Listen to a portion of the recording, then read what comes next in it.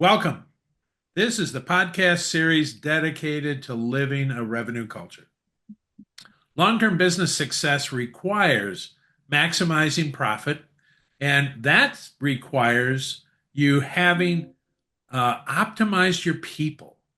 And I think today is going to be really interesting because optimizing people is what our guest specializes in. And your people need to be optimized in a low friction context. So every 2 weeks, we bring you somebody out there in the real world working on how to optimize people to maximize profit in a low friction context. And today, our guest is another Rick, Rick Maher.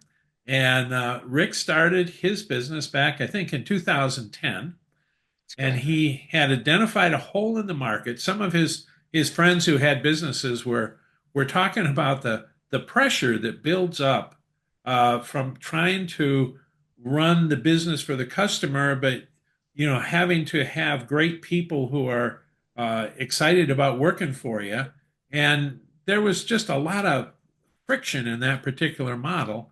And so he sat down and built a fractional model. And I love the way he describes it.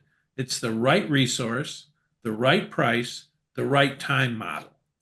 And the common goal of that was to relieve that pressure that his friends and others in the small medium enterprise world were suffering both from compliance and motivation and engagement and turnover and burnout and all those kinds of things. So welcome, Rick. Thank you, Rick. That was a terrific introduction. I really do appreciate that. I'm really happy to be here and looking forward to where the next 45 minute leads us. Well, first, I'd love to have you give us your history because I know in 2010 you just didn't show up on the planet ready to go, and kind of walk us through where you'd been and how this journey's been because we're now 15 years later.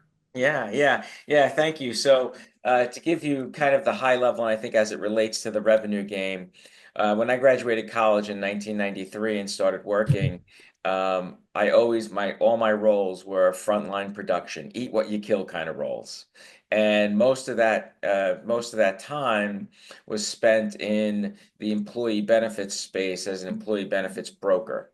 So that was pure find a client, get the client to trust you, get the client to buy something from you, and then nurture and develop that client.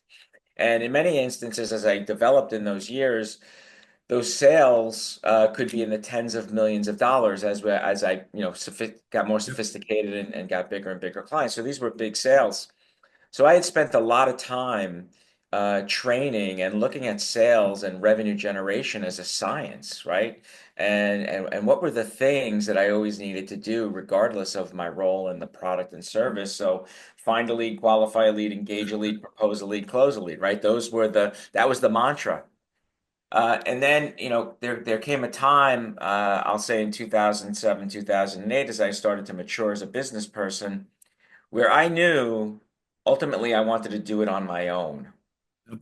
And just in my running around the world and doing what I was doing, I started to see this hole in the marketplace as you started to identify of those small business owners, those first or second generation family types of Yep. businesses, handful to a couple of hundred employees.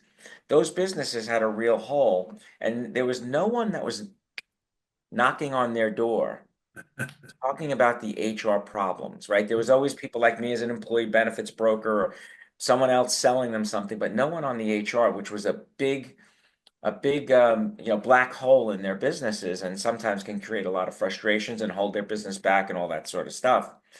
So I decided that using my sales skills, my scientific approach to revenue generation and that game was to take this leap and build a model, right, to compete across the country in releasing that pressure valve that builds in small business owners when those day-to-day HR issues pop up. And what I really focused on, the three critical areas of any my business, and I guess any business: client service, sales and marketing, operations. Yep. So I was able to build a really strong team around clients and operations. And I spent the time developing the sales and marketing model and attaining clients. And one of the things I'm most proud of since 2010, we've worked with over 2,500 different businesses across the country.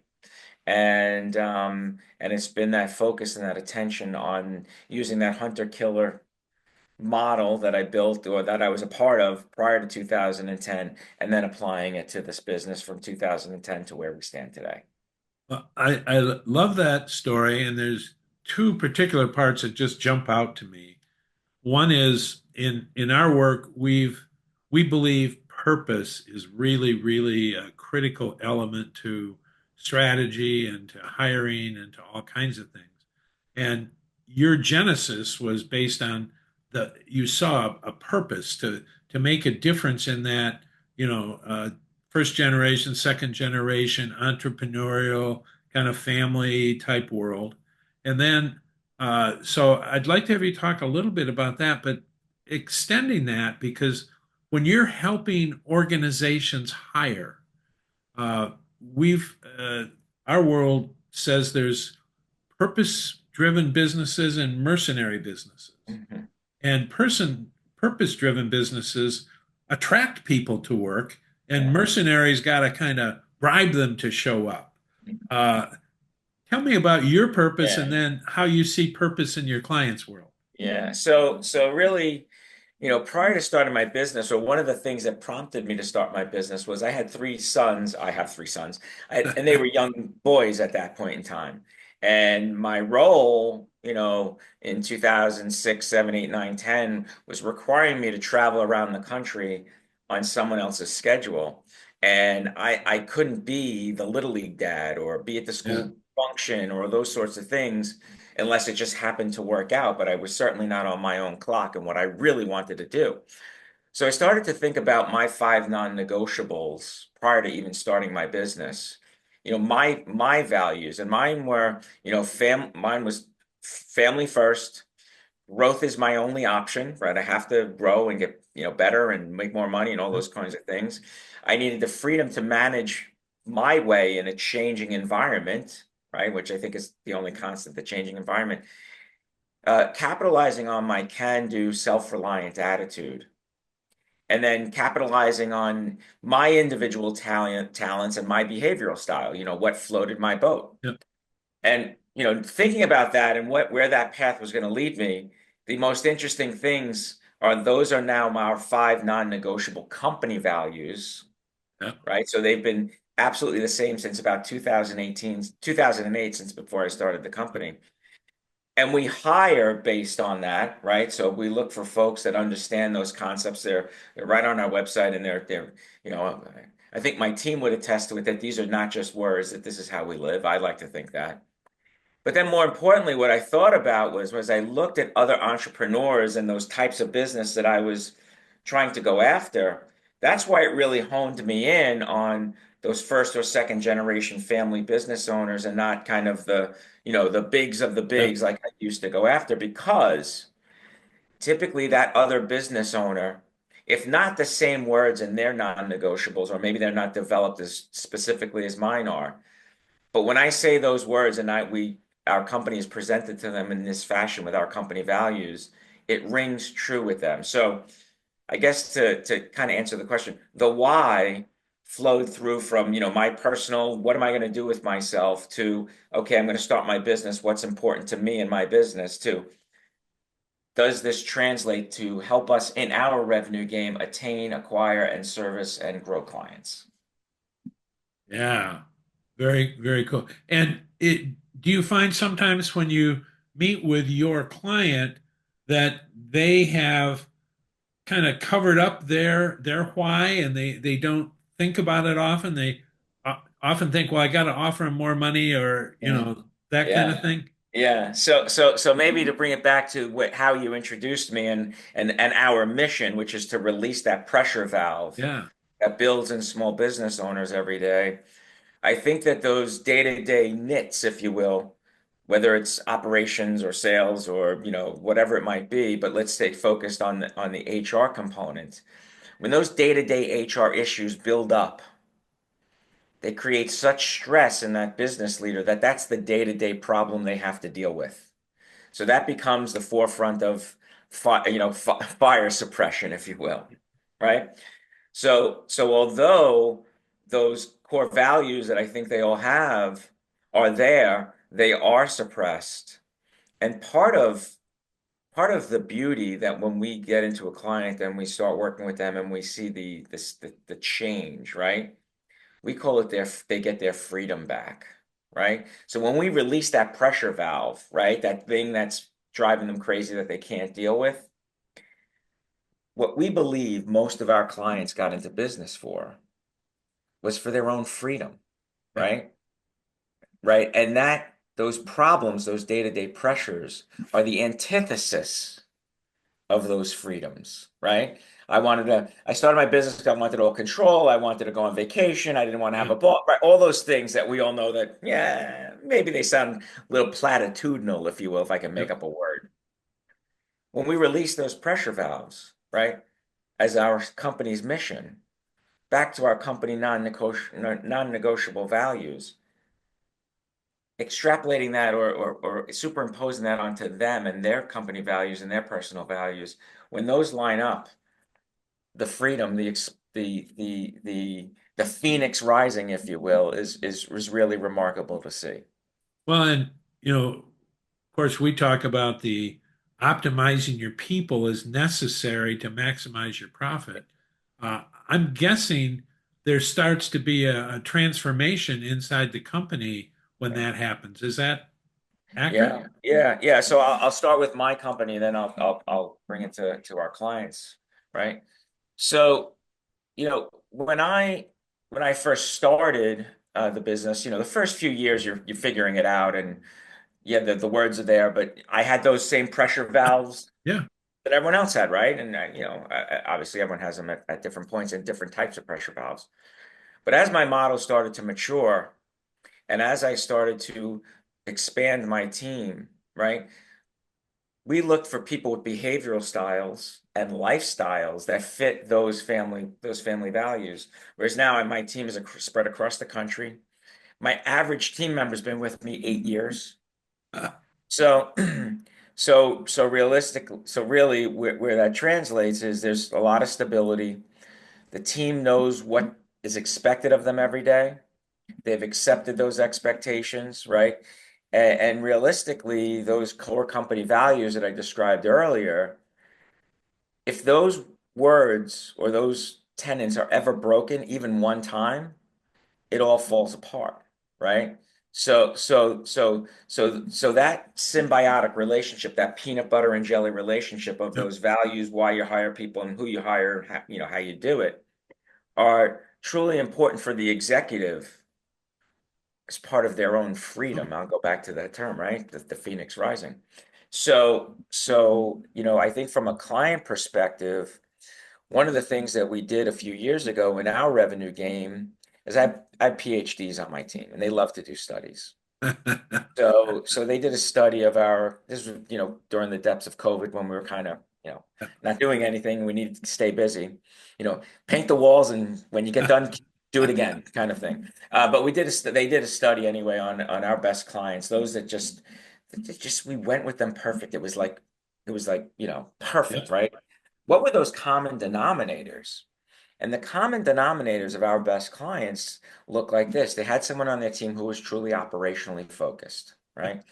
They had hired some sort of business or sales coach at some point in time. Three, they'd used other, excuse me, services on a fractional or outsourced or consulting basis in the past. So we didn't have to sell them on that concept. And then the third was that someone had transferred trust to us. Someone made a Yeah. referral, right? So we've had over 4,000 people bring us those 2,500 clients. We don't win every time, but so that's the model. So what happens is as our model developed and we've matured and who we were talking to and what we were saying and what our mission, message, and vision was, we started to attract more clients who had those feelings, right? And they had felt the freedoms or the release of the pressure valve in other aspects of their business. Now they were up to the HR component, and in many instances, we became we became the people that helped them release that piece. So from their people's perspective, those businesses, those business leaders, they already valued people, process, process documentation, and strategic advice. So they were addicted to the drug of, if you will, of, you know, aligning people in all kinds of ways, Yep. aligning processes and making it consistent. And maybe their company values weren't as expressly laid out as ours were, but in reality, they were the same. So we Yes. knew how to talk to them. Yeah, they could live it even if they couldn't describe it. That's right. That's right. Yeah, it's interesting to hear that part of your journey.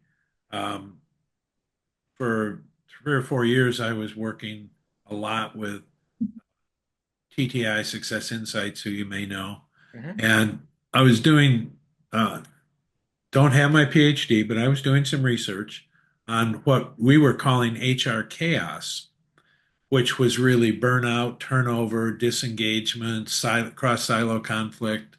And when you look at the cost to an organization of those kinds of problems, it's amazing organizations survive at all with that kind of chaotic organizational structure.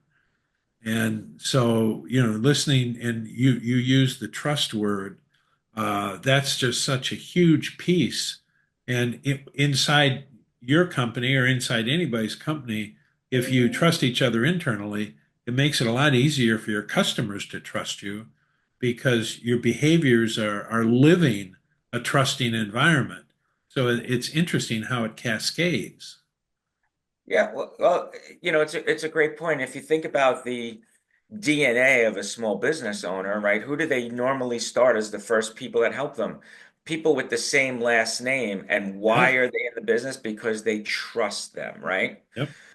So trust is an inherent part of their business fabric. Again, whether they can explain that or verbalize it or whatever, but that's what it is. So now what happens is when they start to hire the first set of people that don't have the same last name, went to high school with them, or grew up on the same block when they were little kids, the trust for many business owners using TTI and other things, finding trust, building trust, right? Understanding how someone does anything, Yep. which tells you how they do everything, right, are the building blocks of trust. And part of in HR, what we're trying to bring is we're trying to bring those concepts to hires, positions, and how does an employee trust the employer who doesn't have the Yeah. same last name or grew up, right? Yep. They need to know that when I come to work every day, A, I'm in a safe environment, but B, I understand what my role is precisely. I understand how I'm going to be judged. And I understand that when I'm judged on those things, it will be fairly, right? Where Yep. trust is broken, right, is the true, let's call him the true entrepreneurial squirrel chaser that one day says, I need you to do the books, and the next day says, I need you to go on a sales call, right? And when the person the next day does the opposite, they get smashed Yep. down for it, right? Yep. Yep. So going back to the PhD study and those kinds of clients, those that have operations, a business or sales coach, have used other fractionals and have Yep. had a transfer of trust, those people who value people, process, procedure, process documentation, and strategic advice, that tends to flow through how they set Yes. up their jobs, their roles, their Yep. companies, and how their employees are attracted to them. So it's alignment. And let me guess, they also recruit other competent people to work at the same company. Yeah, that's eh, so to touch on that, right? So the people that we've seen struggle, right? Say, oh, I look at your resume, you can fog a mirror. Can you start tonight or today? Right? Yep. That's where it goes bad. Too quick to hire, too slow to fire, right? That sort of thing. The ones that are really succeeding have taken their business culture, their core values, again, whether they know it or not, have put it into their recruiting process. How do they define a job? What's the role? All those sorts of things. How will you be judged? what's your expectations every day, and living by that, they attract, using fishing analogy, they Yep. attract the right kinds of fish for the bait that they're putting out. Yep. When that happens, the cost of retention drops dramatically, right? What I've described to you in those 4 or 5 steps is really also our procedure. Yep. I mentioned earlier, my average team member is with us 8 years. Yep. I think that's a testament to those sorts of alignments and how they can benefit a business. Well, since you started in 2010, that most of them have been there at least 8 years tells me Yeah, that you're not having a lot of turnover. not having a lot. No, it's not an issue, and it's because those things are all in alignment, and that was purposeful. It was not easy to do, and it took a lot of examination of how each piece connects. Yeah. But really, when we bring that to our clients, going back to the freedom concept, Yep. when they start to feel those things taking place in all levels, that again, that pressure valve Yeah. Yeah. that unleashed and that freedom is sees the sunlight, they get addicted to it. And they say, how do we do more of that? Yep. Well, and you're giving people a language and a model to do what they probably always wanted to do, but didn't have a way to make it scalable. That's right. And I would say typically, you know, the the leader of these smaller businesses is typically the rainmaker or the deal Yeah. maker or some sort of thing, right? Right. So what we see quite often is because they are on the front lines, when they get pulled away into these operational things, it puts revenue stress, the revenue game, it puts revenue stress on the business and if there's any cracks Yep. in the philosophies, the foundations of why, the how, the who, right? How, all those kind of Simon Sinek things that we Yep. all kind of study. Those cracks become fissures, if you will, Oh, yeah. and crevasses, and then it can create a snowball if the foundation is not built properly. Yeah.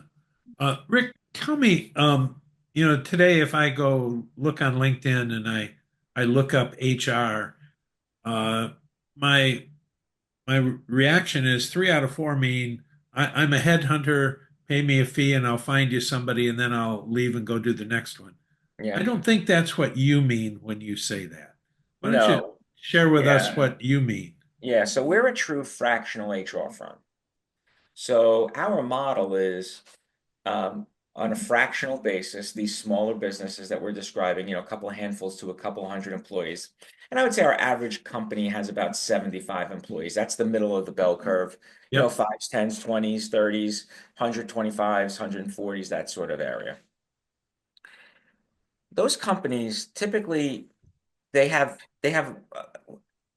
options of a couple of HR functions. One, it's nobody, right? Right. So second is they hired their, next door neighbor's son or daughter who just graduated high school or college and needs a job, and they give them the copy of the insurance bill and they say, pay this benefits bill, and on that magic day, that person becomes HR. Yep. It's someone who's filling in, who's not necessarily trained in HR or leading HR, but is just kind of catching all the office manager or Yep. someone there, the bookkeeper, something like that. Or the fourth is they do have a true HR component, but instead of having a fully developed HR team, they might have one person who's trying to do everything from strategic to Yep. tactical in all these different areas. Yep. So as a fractional HR, they typically will hire us for a period of hours per month, right? And we build a strategic plan and we execute. So we're operating as their HR department, doing everything that an HR department would need based on what that client needs. So it could be from running their payroll to, writing their handbook. We write hundreds of handbooks a year, to doing their trainings, to dealing with employee issues. And typically our clients hire us for 4 buckets of problems. The first bucket are compliance issues. There's just too many laws, rules, or regulations. The second bucket are employee issues, everything from hiring properly, firing properly, called onboarding and offboarding. Why can't Susie get to work on time, and why is Johnny harassing everybody kind of stuff? Yep. and anything else that no one can think of and has probably seen. The third are those policies and procedures. So it's particularly for small businesses, setting the guide rails for the employees and the company on how everything's going to happen so it can scale and grow profitably. Handbooks, job descriptions, performance management, those sorts of things. Yep. And the fourth and the final is the strategic or the organizational development. How to get the right players on the team in the right position, all working together to reach their individual goals, their division's goals, and their company goals, if those goals even exist. And in most of these small businesses, they don't even exist. So we help them build those kinds of things. So we don't operate necessarily, we're not a recruiting firm. We'll do we'll do recruiting from inside as the HR Yeah. department. And by being fractional, right? Because most of these small businesses, when you put policy, process, and procedure in place, they don't need the full-time Right. kind of, that, right? You know, so by doing it that way, it goes back to your introduction. It gives them the right resource, right? Someone who's done this hundreds of times for smaller businesses, the right amount of time, right? So we can be predictable on time and what does it look like? Therefore, they get the right price, right resource, right time, right price. You know, today, I'm guessing um, one of the challenges that creates that pressure is the amount of change that's coming down. And, part of it's certainly driven by, tariffs and some things in Washington. Part of it's AI. Part of it's the generational changes. What's your role in that? Because I'm assuming CEOs should be thinking about it if they're not, and if they are, they're trying probably in a quandary as to, what's the right direction or choice. Is that Yeah. a real thing? Yeah. I'll kind of take it back to an answer a little bit earlier, and I'll start it off by saying, see, when I hear the term CEO, the first thing that comes to my mind is someone I see on CNBC or Bloomberg who's running a massive business, has gone to business school and all those sorts Yeah. of things, and has teams of people analyzing stuff and bringing them to them for brainstorming sessions, right? That's what comes to my mind. The clients that we're dealing with, although we're dealing with the CEO or the leader or the president or the founder of the company, right? What we're really dealing with is someone who started a business for the most part, right? Or is maybe the second generation. That person, going back to what we were talking about, is mired in a lot of these day-to-day Yeah. pressures, right? So sometimes it prevents them from thinking that bigger picture stuff, Yeah. right? Part of our goal in releasing that pressure valve is that freedom, that Phoenix rising, is to give them that space to do some of that stuff, right? Just on our little piece of their business. But on the kind of the global front about your question on those things like tariffs and AI and all that sort of stuff and what they're thinking about, what we find is that our clients, us included, we sense the first ripple of the rock in the pond, Yep. right? We're feeling it before we even know it's a trend or before we've seen it on Yep. CNBC or what it might be. So in all levels, what we're kind of bringing to our clients and talking about and even implementing in our business are kind of a couple of concepts. One, fail fast, fail cheap, Yeah. right? So we feel that first ripple. What's going on? I'm not waiting for the 12th ripple to hear it's a trend on, on Yep. CNBC or some one of those shows. I'm reacting to it. What is it? I'm not letting it fester, right? So Right. we're honing in on those sorts of things, right? So that's one. Two, there is no, right? So as a small business entrepreneur, by reacting to things, we can see things, try them, Yep. test them out, see where they work, abandon them quickly if we have to, Yep. or double down if we find success with them, right? And the third is really the most important one, is combine technology with a human element. So what I mean by that, I'll finish with AI, but I'll start with, kind of how our project management tool. We always look for things that A, are very inexpensive, that are very efficient. There's all those project management tools. I don't have to name them. We all know a bunch of them, right? But if I can't pick up the phone and call someone at that AI, at that technology platform that I'm purchasing, we won't buy that one. We'll find one that we can combine a human element with a technology element. So very quickly we can get someone on the phone, figure out what we need to do and how to do it, and then build it in our system and then move on. So my team is not distracted by that stuff. Okay. The clearest example of how we're doing this is our AI platform that we customized and built out for our own use. And quite frankly, many of our clients are using it. Is AI as a standalone, like some of the ones we can all go online and get, there's no one to talk to. And if there is, it's someone who may not be in the same time zone as you are, Oh yeah. right? Or country. So we built out an AI component in our business. I'm gonna give it to you because this is the revenue game. This is the revenue game holy grail after I just explained this for a second. That we can call someone who is probably woke up at the same time as us, right? Understands they're a small business too, and they help us do all kinds of things that drive some crazy stuff through our business. So how that's helped me, I'll just kind of shift gears for a second in the revenue game, right? There's 5 key things that I do every day in my business. Find someone to talk to, qualify that there's someone I should be talking to, engage them if necessary to propose something to that person, and then ultimately close them. Using AI combined with people, the human element, we've automated finding, qualifying, proposing, closing, and by the end of this year, the last piece, which is engaging, will also be taken off my plate and into an AI component with people delivering the message that I want to suffice those 5 steps.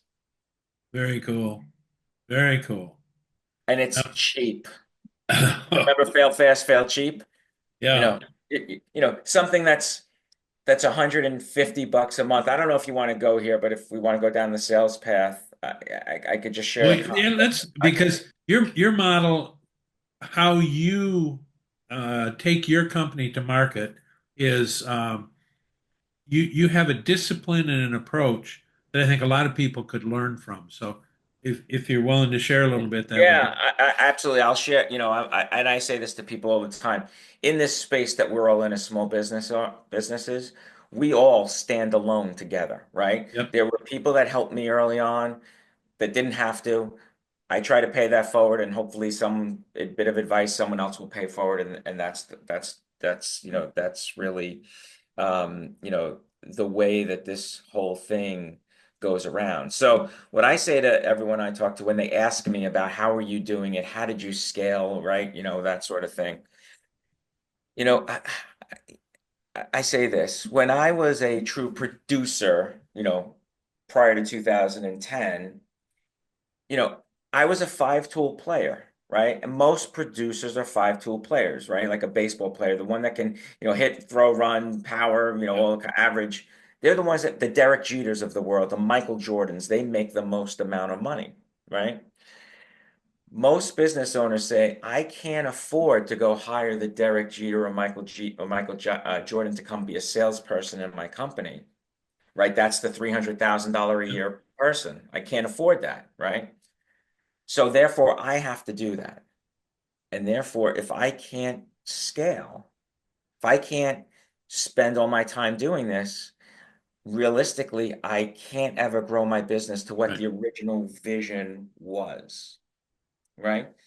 So by breaking those 5 things down, find and qualify, engage, propose, close, using automation and technology, cheap technology, to automate all those processes, I was able to take the $300,000 a year job and break it down Right. into three $20 an hour people who just follow a procedure every day and now can do it at scale, Yep. right?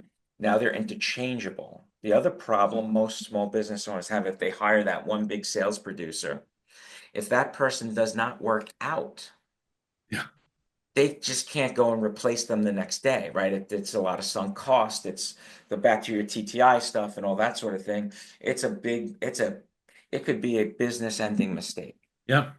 So that's been our secret is how do you take perhaps one of the most complex parts of a business, which is the sales and the rainmaking, and break it down into easy components, into interchangeable parts, so that less skilled people can do one part perfectly, but then you're never, you're never held hostage by one person who's getting the most amount of money from you and has the most, the most access to all of your clients. Rick, years ago, early in the 90s, one of the things we measured was cost per sales hour. And, that was kind of a weird thing, still a weird thing. But you'd ask somebody, well, how many hours a week do your salespeople actually sell? Because if I don't know how many hours they sell, I can't tell you what they cost per hour. And the first thing you'd realize is nobody had a definition of selling. And so, Yeah. okay, we'll give them a definition. We'll say selling is moving a deal forward. If there's no deal, there's nothing to sell, there's no selling. And so when you start to look at, and we started doing this with multi billion dollar clients, what we learned is the first three multi billion dollar clients we did, their sales team sold either 47 or 48 minutes a week because those things you were talking about, the $20 an hour people are doing, they spent all their time doing that to find somebody to sell to. And Hmm. they also did product, they deliver things and they train things. And, Right. Well, you know, and all this stuff. and what you found out was an hour of selling could easily cost $3,000 to $5,000 an hour. And, you know, once people realized that, then they said, oh, maybe we should map this differently. Mm. But you're describing just this marvelous way to recognize that one that isn't totally automated yet is the one where the value gets consummated and transferred, and the others are very important, but they can be automated or scaled or repeated. So Mhm. uh, Yeah. thank you for that story. Now, one other I don't want to not touch today, and then we'll wrap up here in just a minute. But talk about your advice, or I don't know if you have offers for startups, Yeah. because I'm sure when you start, if you start your HR right, it's better than having to fix it when you get to 50 people. 100%. So, for startups, what I always say is there's, you know, when you start your business, you've transferred all the risk in your world, onto your own shoulders, right? So typically you've left a job, you've left a salary, you've left benefits, you've left vacation time, right? You've left all those things. And now you take on all this other kind of risk, general liability and property and casualty and blah, blah, blah, blah, blah.